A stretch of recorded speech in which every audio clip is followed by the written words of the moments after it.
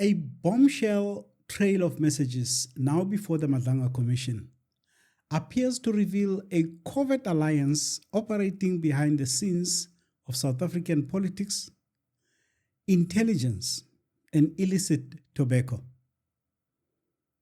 What if I told you a senior crime intelligence general appears to have been writing parliamentary questions for an opposition leader?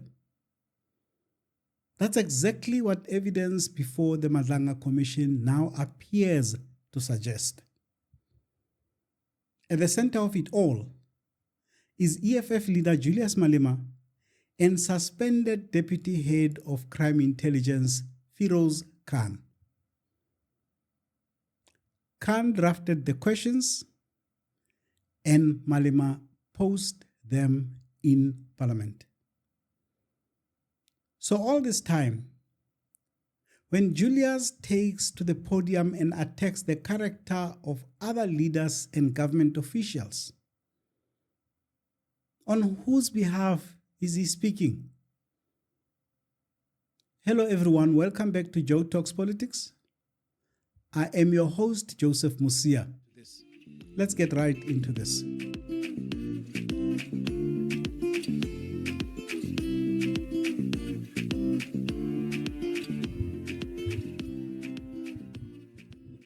So, what exactly is happening here? The Madlanga Commission has issued a Regulation 10.6 notice to General Feroz Khan.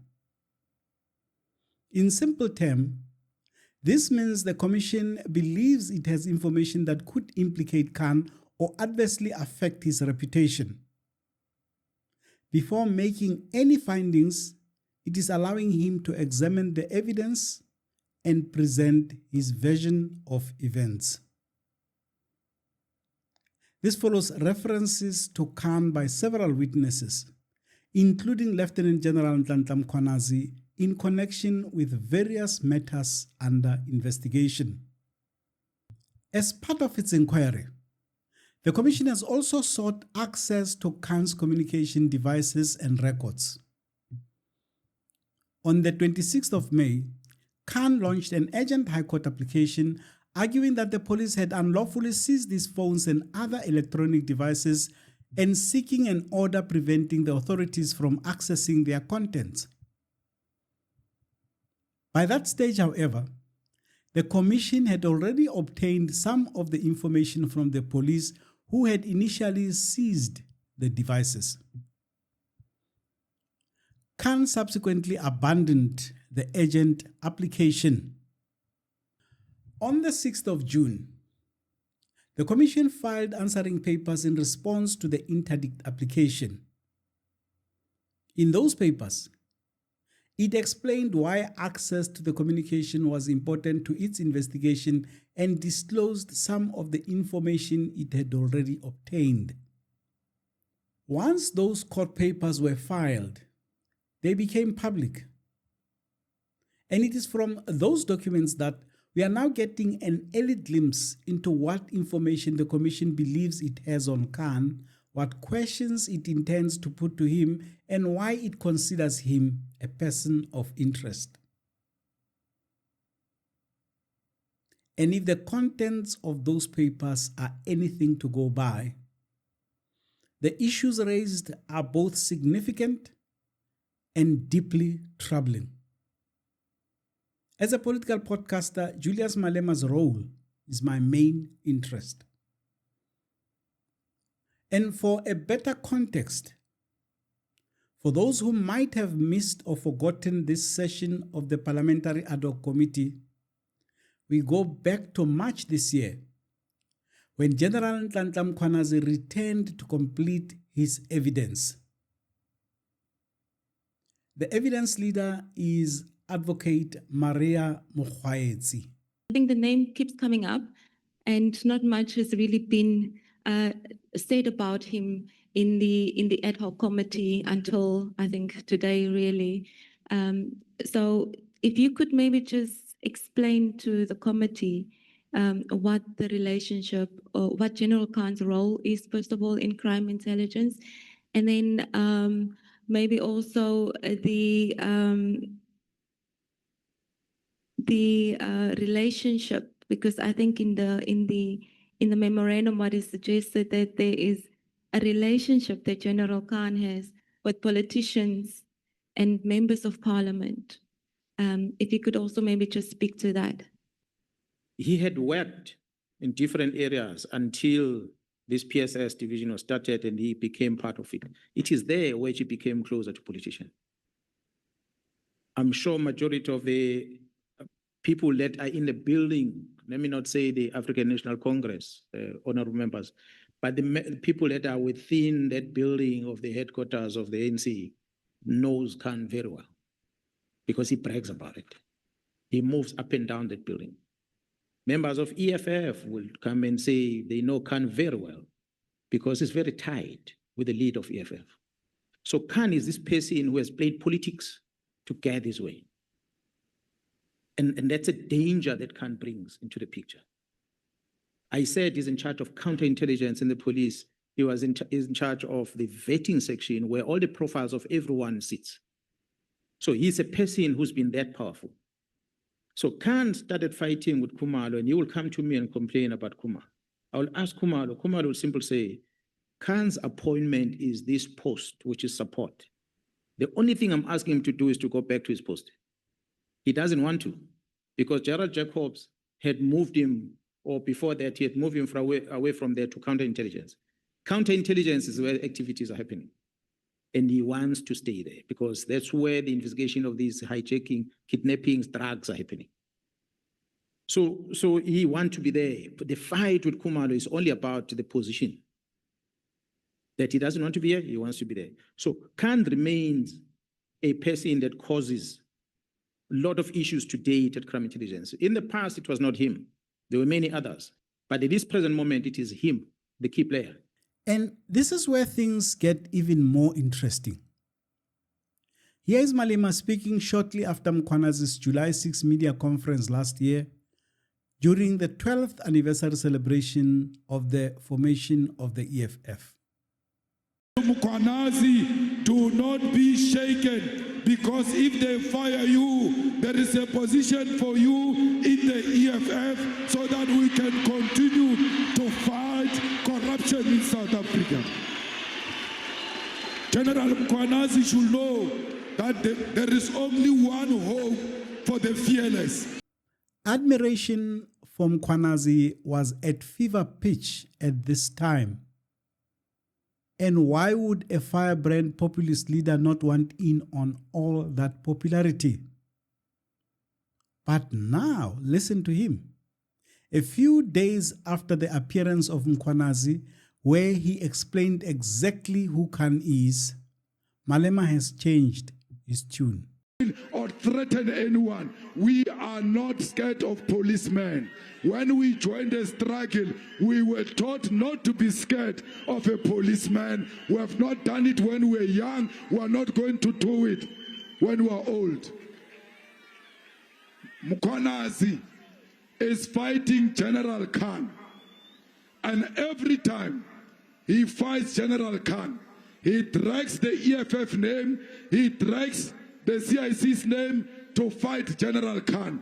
Let him fight Khan if they got their own issues, and leave the EFF out of their nonsense, because EFF is not part of any nonsense they are fighting about in the police. It was stunning when I first heard Malema's About 10. What had happened? Surely Mkhwanazi had not said anything he had not said before. Now I think we know. When he spoke in July 2025, he was being Julius Malema. He was aura farming, as they say. And as you can see in the video, he got exactly the reaction he was looking for. The EFF faithful were in a trance. When he spoke in March this year, however, was he carrying out instructions? Because what the Commission's court papers have illuminated is a scary scenario where this so-called fighter is acting at Khan's behest. WhatsApp records show that Khan sent Malema questions that he wanted to be asked in Parliament. If the WhatsApp messages are real, and I don't have any reason to believe they are not, it shows a politician using oversight mechanisms to advance the agenda of a senior intelligence official whose conduct is now under scrutiny. It is all there in black and white. Khan believes he has debt on the Inspector General of Intelligence and is using Malema and his party to bring this to the fore. There is clear evidence that the EFF did pose those questions. Even more curious is how Malema and Khan communicate in these messages. They don't speak directly to each other. They use Mo Said, the co-founder of Carnilinx with Adriano Mazzotti, as a go-between. Carnilinx is the company that funded the registration of the EFF for the 2014 elections. This company has admitted in some affidavits that it had unlawfully and wrongfully smuggled 2 tons of tobacco every week for 40 weeks to avoid paying excise duty, among other offenses. It is clear from these WhatsApp messages that Malema and Said are extremely comfortable with each other. What is even more alarming is that rather than just being someone doing favors for friends, Malema appears to be himself using his connections to pursue his own agendas. On the 21st of June 2021, Said sent Khan a message saying he wanted to know the complainant in a certain case. He explained that the request came from Juju, meaning Julius Malema. On the same day, General Khan obliged by providing an extract from the SAPS's computerized case filing system with details of the name of the complainant in the case. He later sent not only the name, but the person's home address. So I really want to know how many questions that the EFF has posed in Parliament were for genuine political work and how many were favors to outside actors. When he was so sure that General Fani Masemola was going to be arrested, was Khan or other officers in the police his informants? Masemola is being arrested for what he did with Khumalo in the crime intelligence.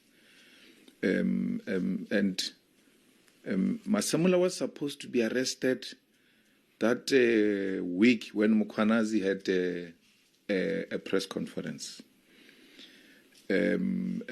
So I thought Mukhwanazi's press conference was a preemptive strategy.